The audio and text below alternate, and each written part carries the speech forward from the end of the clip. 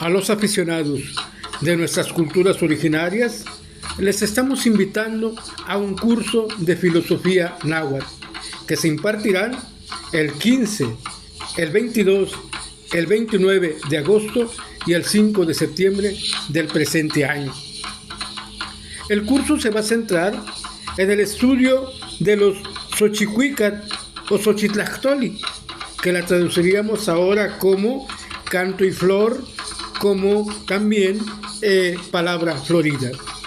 Y también centraremos nuestro estudio en los Huehuetlactoli, que son los consejos de los viejos. Esto es, la filosofía, el saber de nuestros ancestros náhuatl quedaron registrados en Xochicuícat o Xochitlactoli, así como también en los Huehuetlactoli, que es en donde vamos a centrar nuestro estudio para que juntos podamos descubrir cuál es el saber de nuestros ancestros y que nos siguen orientando hasta nuestros días. No se lo pierdan, los esperamos.